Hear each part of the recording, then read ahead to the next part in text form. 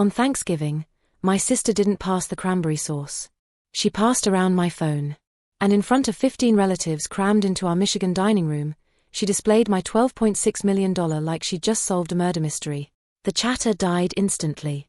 My mother's wine glass tilted, spilling Merlot across the linen tablecloth. My father froze mid-bite, staring at that screen like the daughter he raised had morphed into some Wall Street stranger. Then the interrogation started, sharp, entitled, stacking up faster than I could process. But what none of them knew, not Lauren, my younger sister, not my parents, not a single person squeezed around that table, was that I'd already discovered their secret first. Before I continue, drop a comment telling me where you're tuning in from. And stick with me until the end before you decide I'm wrong for refusing to bankroll Lauren's fantasy life. My name is Stephanie, and most people assumed I grew up in your typical middle-class family in Grand Rapids, Michigan, a brick ranch house, a neighborhood where everyone knew your business, and a childhood that looked picture-perfect from the outside. The kind of place where people organized block parties every 4th of July and dropped off lasagna when someone got sick. And honestly, for a little while, that was accurate. When I was young, my dad would take me to Lake Michigan before sunrise, teaching me to skip stones while the water glowed pink and orange. My mom used to French braid my hair before her overnight shifts at Mercy Hospital, always humming that same Fleetwood Mac song. But everything shifted the January my sister Lauren arrived 6 weeks premature. I still remember those ambulance sirens cutting through the frozen night, the paramedics' boots crunching on ice as my aunt rushed me into her Honda. At the hospital, nobody acknowledged my existence.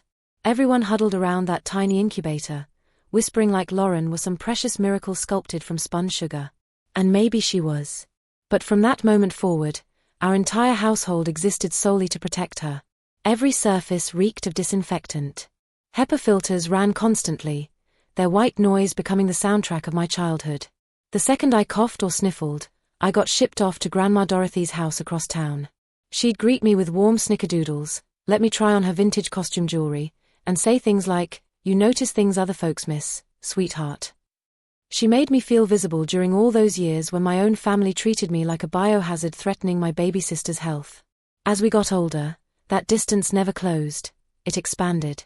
When I brought home straight A's, Mom barely glanced up from Lauren's dance competition schedule. When I won first place at the Regional Science Olympiad, Dad mumbled nice work without looking away from Lauren's Instagram feed. Meanwhile, every crayon drawing Lauren produced got displayed on our refrigerator like it belonged in the Louvre. Every recital, every minor accomplishment, every new interest. My parents documented everything like she was their only child. By 9th grade, I'd stopped competing for their attention. I started working weekends at Sweet Memories Bakery downtown. Miss Carolyn, who owned the place, was the first adult besides my grandmother who actually saw me. She showed me how dedication transforms into pride, how patience builds expertise. I saved every paycheck, completed every college application alone, and earned a full scholarship to Northwestern University just outside Chicago. Nobody attended my high school graduation, but Miss Carolyn sent a beautiful bouquet of sunflowers. Fast forward to now, I'm 28 years old, wearing tailored blazers instead of thrift store hammer-downs, running a boutique gemstone authentication business that partners with estate attorneys, private collectors, and auction houses throughout the Midwest. Nothing flashy, but substantial enough to build a life that belongs completely to me. Yet despite all that, my family still perceived me exactly how they always had, unimportant, invisible, the daughter who never needed support and therefore didn't deserve recognition. Until that Thanksgiving, when they finally noticed me, or more accurately, noticed the number glowing on my phone screen. By my late 20s, my reality looked nothing like what my family imagined. They still believed I did some small-time work identifying old jewelry from estate sales, the kind you find at church rummage sales. They never asked questions, never wondered how I afforded my lifestyle or why I constantly traveled for business. To them, Lauren remained the household star, the delicate miracle who somehow required rescuing year after year, major after major. Lauren had already changed her college major 5 times by then, each switch more expensive than the previous one. Fashion merchandising was her latest calling, and the tuition at Parsons drained my parents' savings faster than the others. Mom called one evening, her voice wavering with practiced desperation, "Your sister's working so hard. She just needs a little financial support." That little support meant thousands monthly. I agreed without protest, established automatic transfers, and returned to examining a Victorian-era sapphire pendant under my jeweler's loupe. It wasn't generosity, it was conditioning. 20 plus years of hearing that Lauren needs and Stephanie provides. But the more Lauren spent, the louder her social media presence became.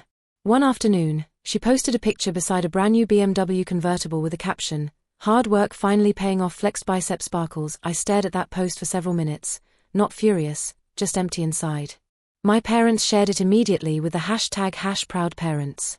That same evening, they texted me, "Family supports each other during challenging times, blue heart." Nobody asked about my month. Nobody asked how many 16-hour days I'd worked or whether I'd eaten anything besides coffee and protein bars. They simply assumed I'd keep pouring into a vessel with no bottom. Then the whispers started filtering back to me. People around Grand Rapids murmuring that Stephanie still depends on her parents' help, that I should find a real job instead of playing with old jewelry. They didn't realize those rumors originated from Lauren herself. She told her boyfriend's entire friend group that our parents were financially supporting me because I couldn't manage my own bills. One of them, who'd actually hired me to authenticate his grandmother's diamond collection 2 years prior, approached me at a charity gala. "Hey, I didn't know things were tough for you right now." They weren't. But my family was so committed to their narrative, Lauren the rising star, Stephanie the burden, that updating the script never occurred to them. Still, every Sunday dinner, I showed up, quiet, composed. Lauren scrolling TikTok while Mom bragged about her and Dad nodded along like Lauren's basic group presentation deserved a Pulitzer Prize. When I'd mention advising the Detroit Institute of Arts authenticating a rare collection for Christie's, they'd blink politely and redirect the conversation back to Lauren's potential. That word was their religion, the altar where logic went to die. Thanksgiving approached with a familiar routine. I'd host, pay for everything, cook or cater, whatever made things easier. But something felt different that year. The way Mom said, "Everyone's counting on you, honey." The way Dad avoided eye contact when I asked who everyone included. The way Lauren smirked asking if I'd be setting the table like always, as if I were hired staff rather than family. Deep inside me, something started pulling taut, like a guitar string twisted too tight. And that Thanksgiving morning, as I arranged the final serving dish on the table, I realized that string had finally snapped.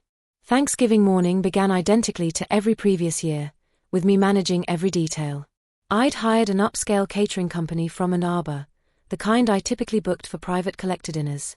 They arrived with elegant serving platters, portable warming units, and a tablescape that transformed our dining room into something from Architectural Digest. Nobody asked what it cost.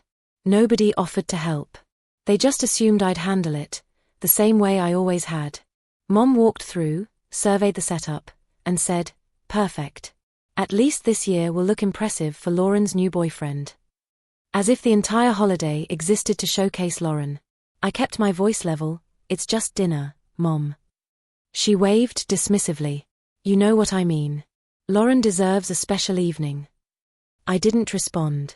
I adjusted the silverware, rotated a candle, straightened a charger plate, small movements keeping my hands from trembling, because deep down something fundamental had shifted. I could sense it, a dangerous edge in the atmosphere, a feeling that Lauren was circling, waiting for the perfect moment to strike. Hours later, after everyone had arrived and settled in, I slipped upstairs to check a live auction in London. Authentication reports, bidding data, pending valuations, my entire professional world illuminated on my laptop screen. That's when Lauren suddenly burst through the door without knocking, her Chanel perfume flooding the room. "What are you doing?" she demanded, but her eyes weren't on me. They'd locked onto my screen, specifically the account balance displayed in the corner, $12,600,000. Her expression transformed instantly, shock, then calculation, then something cold and predatory. "Holy shit," she whispered. "Does Mom know you've been hiding all this money?" I stood up, but she moved faster. She grabbed my laptop, clutching it like evidence she'd just uncovered. "Lauren, stop." My voice came out sharper than intended. She smirked. "Relax. Let's show everyone how successful you actually are." She didn't wait for my response. She didn't care about my response. She walked straight downstairs, her heels clicking like a countdown timer. By the time I reached the dining room, she was already standing beside the table, laptop raised high like a championship trophy. "Everyone, look at this," she announced triumphantly. "Stephanie's been keeping secrets from us." The screen faced the room, my balance, my contracts, my client list, everything. A silence fell so heavy it seemed to vacuum the oxygen from the walls. Someone's fork clattered against their plate. Someone else whispered my name like they'd never met me before. Mom's eyes widened, not with pride, but with accusation. Dad leaned forward, jaw clenched, like he'd just discovered evidence of embezzlement. And Lauren, my baby sister, watched it all with a satisfied little smile, as if exposing me was some righteous act of justice. I waited for someone, anyone, to say this was wrong, to defend me, to call Lauren out for violating my privacy. Nobody did. Not a single voice rose in my defense. And that's when something inside me crystallized, not into anger yet, but into clarity, a quiet understanding that this wasn't an accident. This was a choice. Their choice. How could you keep this from us? Mom's voice trembled with manufactured hurt. Not congratulations. Not pride. Just, how dare you not share what's yours? Dad's fingers drummed the table. When were you planning to tell us? When were you going to step up for this family? I stared at him, genuinely stunned. I've been stepping up for years. But they weren't listening. They never had been. The confrontation escalated quickly, accusations flying, Lauren claiming I owed her, Mom insisting I'd been letting them struggle while hoarding my success, Dad demanding I fund Lauren's latest dreams. That's when I pulled out my phone with steady hands and cancelled every automatic transfer, every payment, every dollar I'd been sending for 2 years. Lauren's face went white, then scarlet. What? You can't. I need that money. That's not my responsibility, I said evenly. Dad's voice rose. You should be ashamed. Ashamed. I repeated. I've supported this family more than anyone at this table. But the moment you discovered the truth, your first instinct was to demand more. The air thickened, sharp and metallic. I continued, softer now. You didn't see me. You never did. Only what I could give. Mom's whisper cut through the silence. So you're abandoning us? I'm choosing myself, I said. For the first time in my life.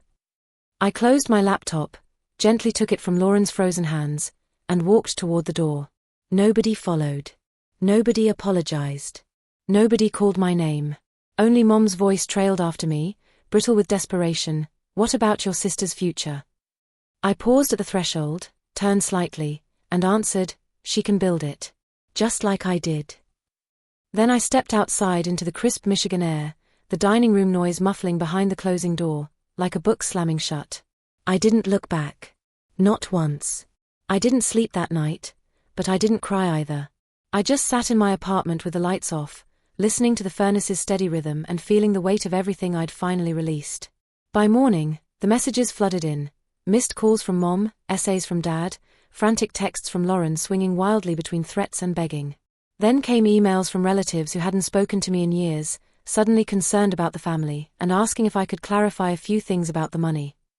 That's when I called Brandon, the attorney I'd worked with on high-value estate cases. I forwarded everything. I didn't need revenge, I needed boundaries. He read in silence, then said, we'll handle this.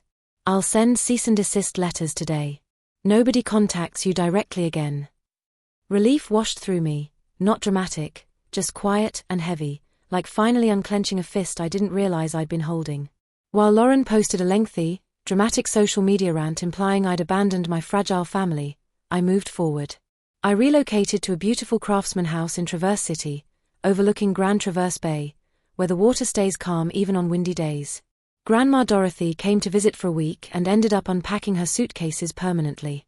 Work flourished too, more collectors, more museums, more projects valuing precision over guilt. For the first time, my life was truly mine, undiluted, undemanded, unowned. Some mornings now, I stand by my window watching sunlight dance across the bay, soft, gentle, nothing like the chaos I walked away from. Grandma Dorothy brews coffee in the kitchen, humming that same Fleetwood Mac song Mom used to sing before everything changed. Except here, it doesn't feel like a painful memory. It feels like healing. I've learned something I wish someone had told me years ago.